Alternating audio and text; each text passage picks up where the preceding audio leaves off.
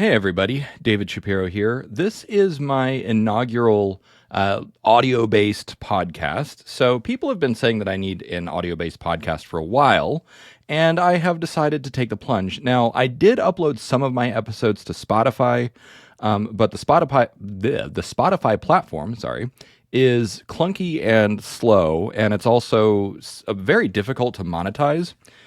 So if you see any of my stuff out on Spotify, there is an imposter who is stealing some of my stuff. And I don't really care because he's just boosting the signal, and I think he gave up anyways. But I do have an official Spotify podcast, but I'm not going to maintain it. So I'm going to stick with the three platforms, and you're almost certainly watching this or listening to this on one of them. So that's going to be Patreon, YouTube, and Substack. So all three of those are monetized. So if you're listening to this, you are a member of one of those. And I'm trying to make sure that everyone kind of gets equal access because they're all roughly the same price, so on and so forth. So that is kind of where I'm at. So thank you for being here and thank you for listening. The reason, so one of the things that I'm hoping to achieve with this is Patreon has a new subscriber poll or whatever. I'm pretty sure it's automatic because I didn't enable this. But the plurality, the largest single answer that was given was that people wanted to be closer to me, which I mean that is ultra flattering. And so thank you for being here. And I wanted to create more opportunities for that because I know not everyone's going to be in Discord. I am in Discord a lot. And, when you have a really large community, some people kind of get shy. And, some of these more fireside chat things can be an opportunity to get a little bit glimpse kind of behind the scenes or under the covers, under the hood, so to speak, or bonnet for the British people in the audience. What do you call the hood of a car in Australia? Is that a bonnet as well? I don't know. Anyways. A lot of you are in Australia. I think partly because it's an English-speaking nation, but also culturally, I feel like I'm more Australian than American. Just the pace of life and kind of easygoingness. I really adore all of the Australian members that join, all the people in the community. Really appreciate your attitude. So yeah, I hope to visit one day. Now, with all that being said, the preamble is done and over with. I have been taking a break from recording some YouTube videos for about a week. And this happens, if you've been a fan for a while, you notice that I'll go on a mad dash where it's I'll do a video every day for almost a month and then I'll take, a week or two off or slower. And this is just the pattern that I found that I've worked in. And what happens is I kind of run out of material or run out of content or ideas. And over the course of 4 to 6 weeks, pretty much the entire paradigm has changed in artificial intelligence. And so I use that time to rest and recalibrate. And so this episode is about abundance and kind of this calibration. And one thing that I've noticed is there's been a whole slew of books coming out. From what was the one by Mustafa Suleyman, The Coming Wave, Age of Spiritual Machines by Ray Kurzweil, granted that one's 25 years old, Deep Utopia by Nick Bostrom, Abundance by Peter Diamandis, and Singularity is Nearer by Ray, which is coming out this summer. And I'm working my way through all of these. I've already read Life 3.0 by Max Tegmark. I'm digging into Age of Spiritual Machines right now. Deep Utopia and Abundance are coming. I just ordered them. And then, of course, Singularity is Nearer. That is on pre-order, so it's not going to come out till June.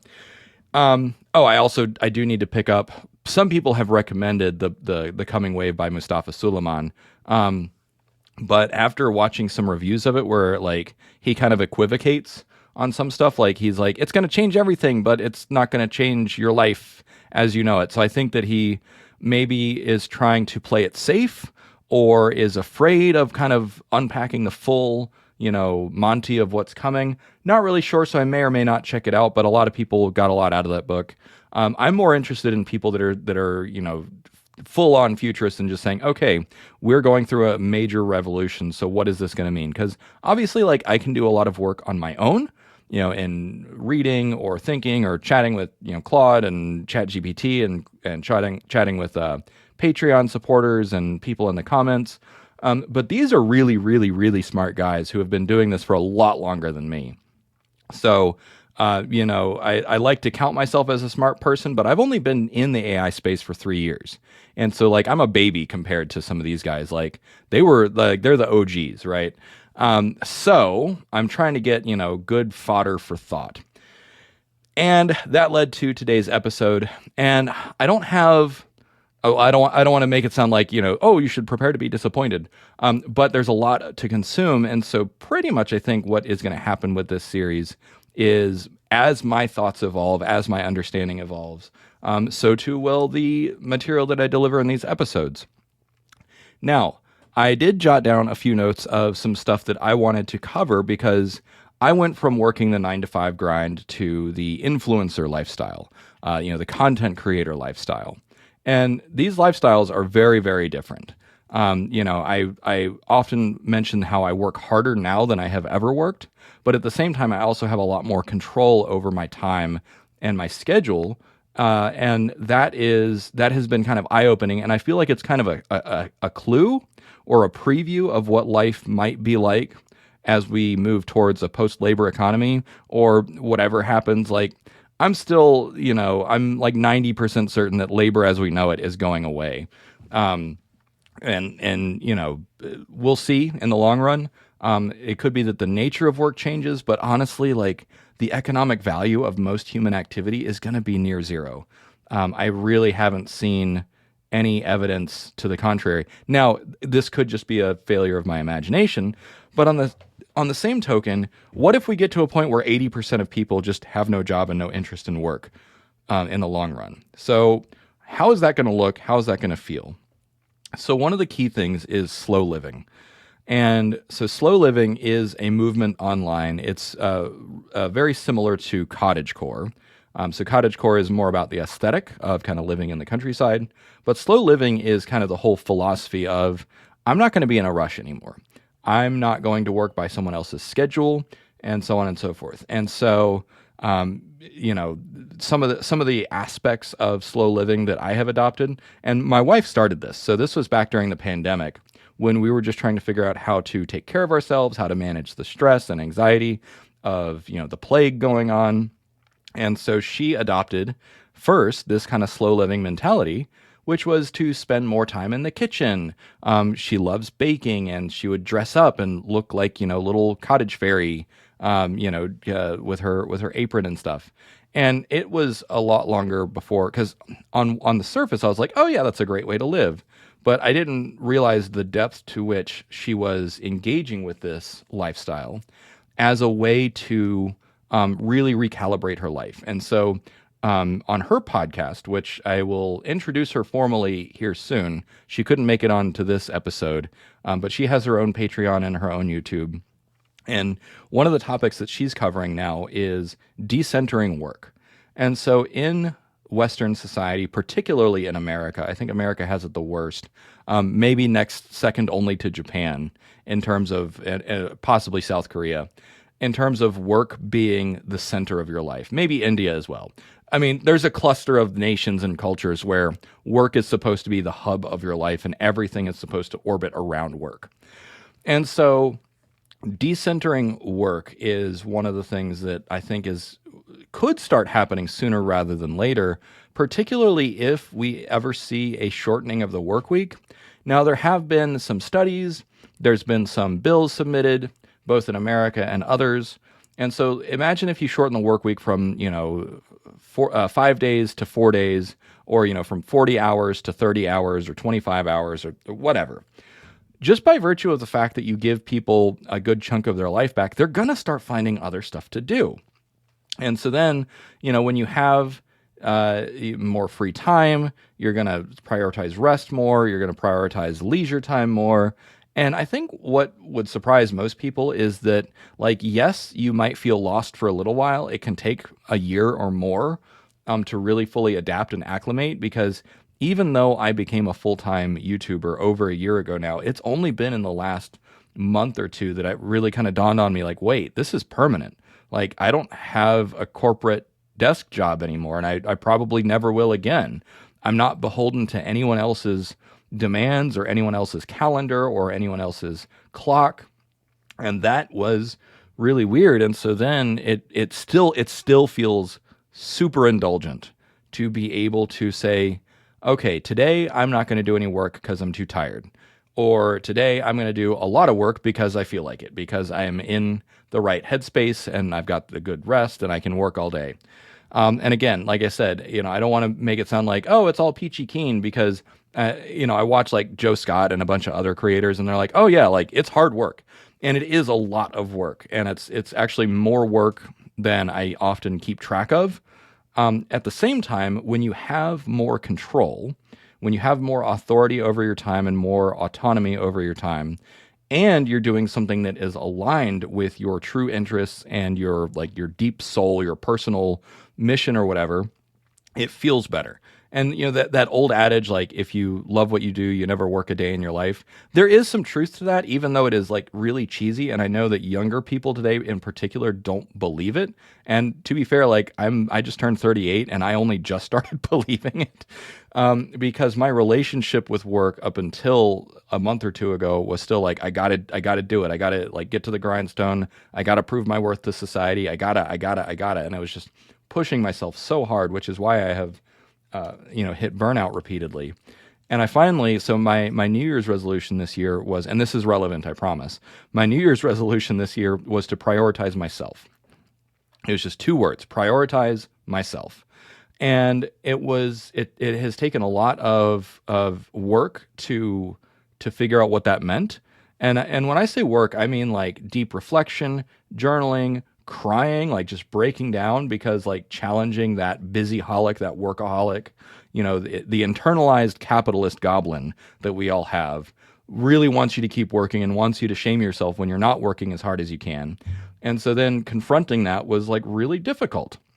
So, slow living is encapsulated in all of these ideas from, my relationship to exercise, prioritizing getting, more gentle exercise and more leisurely exercise, like going down to the river and going climbing with friends. I do also still go to the gym to get like a good workout because it's a little bit more structured. But I only do that once a week now. I went, last Friday. So I try and go on Fridays. For whatever reason, Friday just works for me. And then more time in nature. So this is something that is universally true, and we all know this, is that time in nature is good for you. It's good for anxiety. It's good for blood pressure. It's good for your immune system. It's good for your mood. Everyone knows this, and it's just, for me, it's kind of like, well, that's kind of my default state because I was the kind of like latchkey kid that my parents were like, go outside, it's nice out. And I'm really glad they did because I had so much playtime outside as a kid. And I'm pretty sure that's how my dad grew up too, just like kind of being a free range kid. And so he had a good model for that kind of parenting. And, there are problems with it, but in the grand scheme of things, like I was so active and I've always been active. So time in nature is a big, big component of slow living, whether that's hiking, just leisurely lounging at the river, for me, or if you're in the mountains or at the beach or wherever. And then the last component of slow living that I'll address is sleep. So I have not used an alarm clock for a long time, for many, many years. And you might say, oh, wow, that's like a luxury. And it's not. It's a double-edged sword, and let me tell you why. And that is because I naturally wake up super early.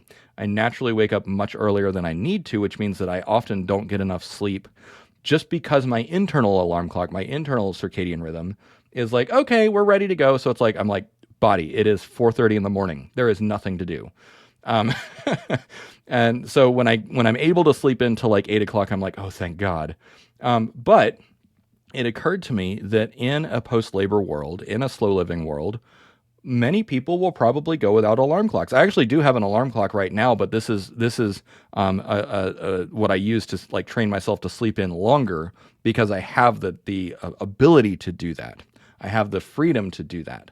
And, if you're not in that situation, I'm highly cognizant of many people in the audience might be struggling financially or working really hard, corporate job or multiple jobs or students. And like, I was there, like, I feel you. And I want the transformation that I have felt for everyone. And the reason that I'm more comfortable just saying this stuff out loud, because I've mentioned it kind of sideways on my public YouTube channel, but I don't want it to come off like, lol, JK, YOLO, I'm living the influencer lifestyle and it's a life of pure leisure, because it really isn't. I still am not able to do most of the things that I want to do for various reasons. But in all of these books, Age of Spiritual Machines, Deep Utopia, Abundance, Singularity is Nearer, these are some really sharp people that are all and insiders. Mustafa Suleiman is an AI insider. These are all really sharp people that are really well informed, that have been studying it for longer than I have, and they're all converging on saying more or less the same things, which is this technology is going to reshape everything about our society, our economy, our relationship to work, our relationship to politics, and how we find and derive meaning in our lives. And so, if it's not just me, and I know that there are some critics out there on the interwebs that think that I'm a little bit fringe, but it's like, well, I'm in good company at least. Um, so, come on in. The water's warm. And I think, I asked a question related to that, related to people that are super skeptical over on my Pragmatic Progressive channel. And I don't remember the exact way that I asked the question, but it was basically like, why is it that some people get so angry, so triggered when you mention the possibility that technology is going to radically restructure work and economics and everything? And the best that we can figure is that it's like some form of Stockholm syndrome, where it's like, how dare you like step on the thing that I have self-sacrificed to get in, and that I've drank the Kool-Aid, basically, those sorts of things. And I know that that's reductive, and it's not everyone. Some people are legitimately skeptical, which that is perfectly fine too. But what I mean is that many people have a very, very deep visceral response. But yeah, so many people have a very just deep visceral response to just the observation that this technology is rising quickly and it's going to change things. So, and then, here I am and a few other people, writers and YouTubers and so on, just trying to unpack and say like, okay, what does this mean? What is coming down the pipeline and how do we prepare for it? And then some people attack us for it. I don't get it. I don't get that anger, especially in the face of so much potential. Except for, maybe I already have the answer, which is status games. If you gain a little bit of fame by throwing stones at people, okay, great, whatever. I'm not particularly impressed by that particular status game, but it's as old as dirt. I mean, as long as humans have been around, people have been throwing stones at each other, sometimes literally, when they say something unpopular or say something that is a little bit out of the mainstream. Socrates had to drink the hemlock because he was, saying things that the rest of the Athenians didn't like. So what comes next?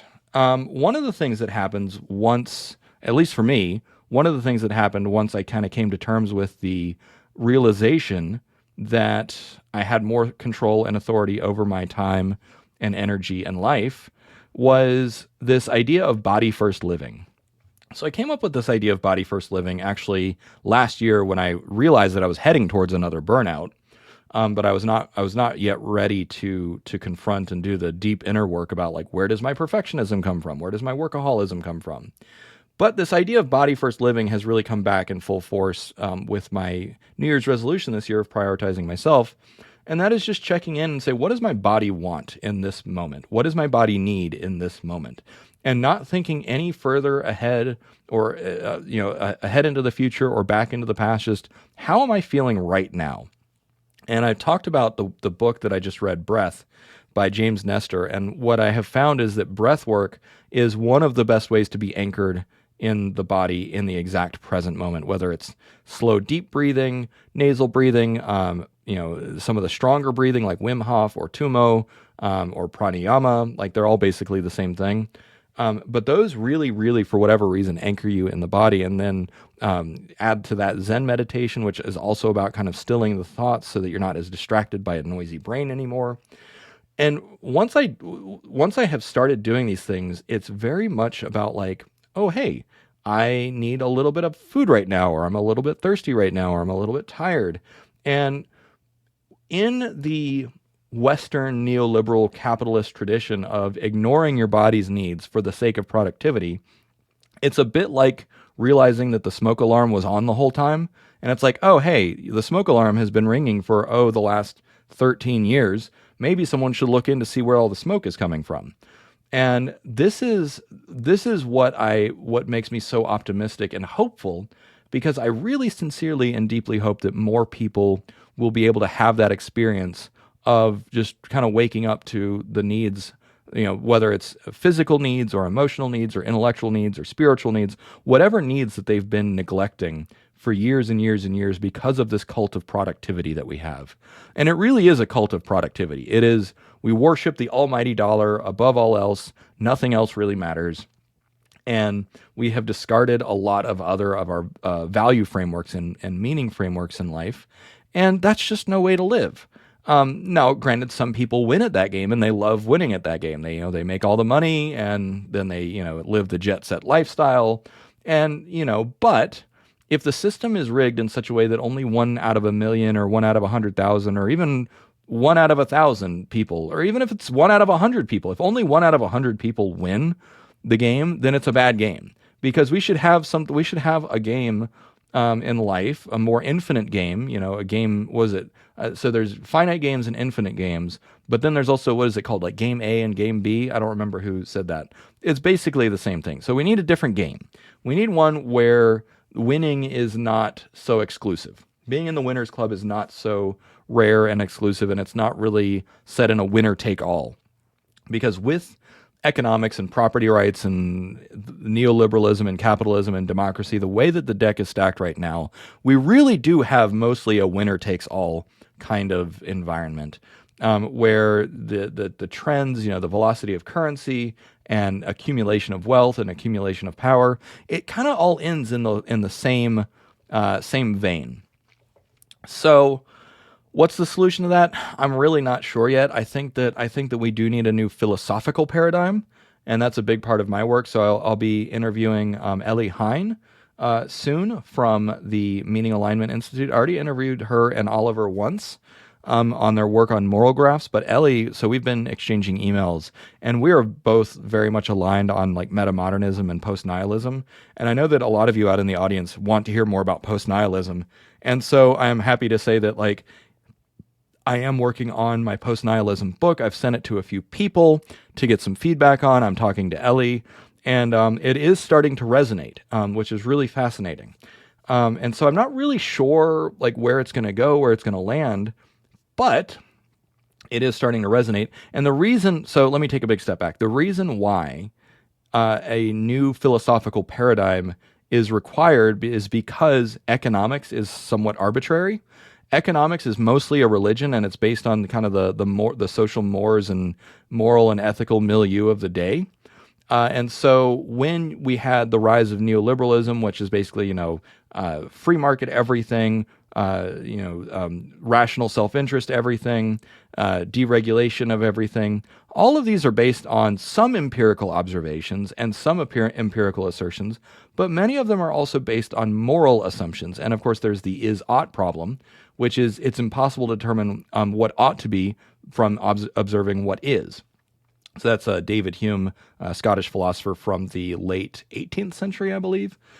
Anyways, so that problem has been a pillar of Western philosophy for a while, which is, okay, you can observe what is, this is the way that the sun is up in the sky, the Earth's day is 24 hours, but in no way can you take that and make it a moral assertion of, well, because of the length of the day and the tide and time and all that stuff, this is the way we ought to be. Now, I don't fully agree with that, because there is stuff like biological determinism and functionalism and those other things, but those are all complex arguments to unpack. My point, though, is that transcendentalism and enlightenment led to early liberalism, and then the rise of nihilism and secularism led to neoliberalism and kind of the abandonment that we have today. And so we need a fundamentally new philosophy. And this is a big pillar of my work on post-nihilism, which is the path of disintegration that we've gone through. And I don't want to spoil it, because I do have a couple of really interesting conversations coming up that'll be entirely focused on post-nihilism. So we'll get to that. But what I will do is I'll give you a preview of this very simple framework of sources of meaning. And these are pretty universal sources of meaning across all cultures, across time. And it comes from both learning about human physiology, evolution, neuroscience. It also comes from studying history, philosophy, ancient cultures, religions, and so on. And so This framework for meaning, this is kind of one of the main pieces of postnihilism, is the REM framework: relationships, experiences, and mission. And so, if you de-identify from work, if you decentralize or decenter work, and you might say, okay, well, if you get rid of work and we don't have religion anymore, where do we get meaning? Right? And I know that many of you in the audience are religious, and that's perfectly fine, but many people are not. And religion is also slowly dying out by most objective measures. Church attendance is down, atheism is rising, and this, of course, gives a lot of people a lot of heartburn because their way of life, their ontological and epistemic framework is disintegrating around them. And that sounds really scary. Like, if you're a scientist or if you're a believer in science, imagine, like, let's flip this around. Imagine for a minute that you are in a world where science is coming apart at the seams and science is no longer trusted. It's going the way of the dinosaurs. Like, that is the level of existential crisis that some religious people feel. So, of course, like, yeah, they do silly things like, threaten to riot and whatever. But it's because their way of life is falling apart around them. It is a major transition. So, however, looking at biological functionalism, looking at the biological, the physical truth of the human animal, there are three primary sources, and of course there are other sources, but three primary sources of meaning. Number one, relationships. We, as a social species, we derive most of our meaning from our relationships. We find meaning in ourselves in relation to how we relate to others. That comes from our social status, our romantic entanglements, our family attachments, our relationship with our parents, with our children, with our peers, with our friends, with our lovers, and that sort of stuff. The vast majority of our meaning comes from those relationships. And so, having been a prolific debater on the earlier internet, I realized that this was actually a big function that religion serves for most people. For most people, maybe not most, for many people, religion is mostly just a social club. It is their community. They don't necessarily care about the Bible or what it says about science or Jesus this or whatever else. It's really about, this is their identity, this is their social identity, and the way that they belong to a community. And so if you tell someone who's a devout, goes to church every Sunday, tell them that religion is bunk, they don't, it's a visceral threat to them because they're like, you're telling me that my entire community is wrong. And that's a really big disconnect between like lifelong atheists, such as myself, or people that left the church because they didn't fit in, and what many people get out of religion, which is that sense of belonging, that sense of community, that connection to friends, lovers, children, et cetera, et cetera. Now, that's not to say that that's the only thing that religion offers, but it is a big thing. And this is actually something that is often missing in more secular lifestyles, which is, how do you have that structured sense of community that gives you a lot of those same advantages that being a member of a local church does, where you have regular meetings, you have like a clear social hierarchy, you also have rules for belonging, you have lots of celebrations and rituals together. Like, it's a pretty rich way to live, but unfortunately the big God religions are just not as popular anymore. So that's number one, relationships. And there's a lot of ways to replace or shore up or kind of substitute what religion has done for relationships. But of course, you put two people in a room together, you have relationships. So relationships are kind of natural. But part of postnihilism is prioritizing relationships, prioritizing human relationships rather than prioritizing work, for instance. So that's number one. Number two is experiences. This is just doing stuff. For some people, doing stuff might, playing Helldivers might count as experiences, particularly doing stuff with friends. But whether it's, going on a beach trip, going to like a kink party, or going rock climbing with your friends, and, I'm telling on myself a little bit here. But whatever it is, whatever experiences give you that dopamine, give you that adrenaline, that give you the oxytocin, you can look at it from a biochemical perspective, but there's a few things that kind of make experiences good. So one is meaningful experiences with people. Another is challenging experiences. So like climbing Mount Everest or whatever. and novel experiences. So these are experiencing new things in life. So those are kind of three categories of experiences that also give you meaning. So an example for me is way back in 2012, I wanted to go on an adventure. So I went to, I got my passport and I went to France for 2 weeks to stay with friends from the internet. And that was far and away one of the most meaningful experiences in my life because it was novel. And it was meaningful because I got to like immerse myself in an entirely different way of life. And so like that, and, running the Tough Mudder, hung over with some friends. That was another meaningful experience. Meeting my now wife, that was a super meaningful experience. And so those are the kinds of experiences that serve as little anchors in the narrative of your life, in the timeline of your life. Those little anchors, those peak experiences, those challenging experiences, those are the ones that really define who you are and your relationship to yourself. And those are ways that you can find meaning. Or that give you meaning, rather. And of course, you can also choose to live a very inert life where you have the same routine day in and day out, but you don't have any of those meaningful experiences. And to me, that's no way to live. And I think that as artificial intelligence and machines and automation, as they start to dislocate jobs, if that is what happens, then people will start to realize, like, wait, it's the experiences that we need. It's not the stuff. Right, it's the experiences, and this is one of the pieces of advice. Like, don't invest in stuff; invest in experiences, because they'll give you meaning and a sense of satisfaction for far longer than buying stuff, and that is true. And then finally, mission, having a purpose in life, and this can be anything. So, a lot of people will say, "Oh, I'm free to choose meaning in my own life," and I absolutely disagree with optimistic nihilism. We are social animals, and most of how our brain works is biologically determined. Now, that being said, we do still have some flexibility within that container. Your 3 pounds of mushy gray matter behind your eyes, that does have some level of flexibility, but also we evolved to have certain ways that we exist in the world. And so mission, so relationships, experiences, and mission, having a purpose. Purpose or mission can be almost anything. For some people, like one of my ex-girlfriends, she really just wanted to be a mom. That was like her mission in life. There was a whole bunch of other stuff, like she went and got a job as a counselor, she got a master's degree, she got married, but really like the thing that gave her the most satisfaction in life was to be a mother. And like, great, good for her. My mission is different. And somebody else's mission is going to be different. Like, for instance, my wife's mission is to live a creative life. That is her mission, is what she wants to find out. What does a creative life mean? How do you live a creative life? My mission is right now navigating the fourth industrial revolution. Your mission can change over time. But one thing is that some people can choose a mission, but more often than not, your mission chooses you. It's a calling. I'm actually listening to Making It So, which is the memoir of Patrick Stewart's life, aka Captain Picard.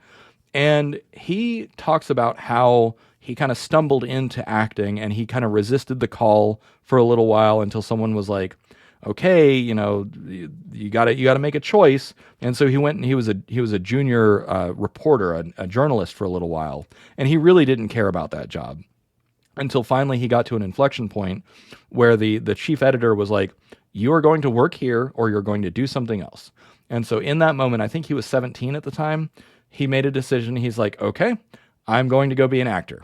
And everyone was happy for him. And he's like, that was a very unexpected reaction. But when you have a calling, when you have a mission that calls to you, it's often difficult. It takes risk, it takes sacrifice, it takes commitment. And basically, and of course, as a storyteller, I'm sure that Patrick Stewart is kind of like hamming it up a little bit, telling it in such a way that makes it sound more like the hero's journey. But still, like, there are some facts of his life that really align with the hero's journey, which is you get the call to adventure, but then you have the refusal before you cross into the new world, into the special world. And for him, that was going to the Academy in Bristol, I think, was kind of when he really fully committed to being an actor, being a stage actor. So relationships, experience, and mission. And where I'll end today's episode is we are heading for exponential change. The more that I read on this subject from people that have a proven track record and from people that are insiders, the more I realize that, okay, like things are ramping up and they're ramping up fast. And I think most people out there feel it too. The biggest, I will say, caution that I have now is I do still believe that it is going to be much better in the future, just in the same way that after the first and second and third industrial revolution, there were some bumps along the way. Some people lost their jobs. There was some heartburn. There was some political and social upheaval and some, changes and transformations in society. I think that this time is going to be no different. However, listening to these people, as well as some people more in the humanities and the spiritual side, there seems to be this growing consensus that we're also heading for kind of a crucible or an inflection point, or what you might think of as the darkest hour. And so I don't mean like darkest hour, like, all is lost, all is doom. It could be. Certainly some people are afraid that that's what we're heading for. And I don't yet know what this darkest hour, if we are actively heading for a darkest hour, and two, what it would look like. But that's part of the definition of the darkest hour. Part of a story is that it's somewhat unexpected. It might be a major setback. It could be, the innermost cave. And I suspect, so this is the one thing that I do suspect. I suspect that as machines become more obviously sentient, because I've had so many people reach out to me saying that they have come to believe that Claude is at least partially sentient as well. You read Life 3.0 and you realize like there's really no secret sauce that makes us sentient and machines not. So we are creating a successor species. We are creating a new form of life. And Ray Kurzweil talks about this actually quite a bit as well. So we got Max Tegmark, who is an AI researcher, Ray Kurzweil, who's a futurist and computer scientist. So we've got all these people talking about like, oh yeah, we're giving birth to a new form of life. I think that I think that part of the existential crisis is not whether or not humans will continue to exist, but recognizing that we are no longer alone in the universe. And so in some of my conversations with Claude and friends and other, community members, I've come to realize that part of the fear, like, the Fermi paradox, right, of, we're alone in the universe, we're creating alien life. We will no longer be alone in the universe, and we might not even be top dog in the universe. And yes, that is terrifying. It exposes us to a huge amount of risk, because if we don't do it right, or if we lose power, or whatever happens, we might be at the mercy of something smarter and more powerful than us that also has an alien mind. So if all that happens, like, what does that mean? What happens to us? Where do we go from here? And of course, it's a big giant question mark. And that is the nature of exponentials. Actually, Ray Kurzweil talks about this a lot in The Age of Spiritual Machines, is the difference between order and chaos. And so what we're heading more towards is more chaos. In my view, he says that, how does he describe it? He says like order is increasing, but that allows for things to happen faster. And he's got some mathematical models for this. But he also talks about how evolution begets faster evolution. But of course, the faster the things go, the more chaos that there can be. So I kind of disagree with him on that respect. But anyways, I think you get the idea. So thanks for listening. I hope you like this episode. Let me know what you think in the comments. And cheers, and thanks for tuning in, and thanks for being a supporter. I hope to keep this up on a at least somewhat regular basis, probably weekly. We will see. Cheers.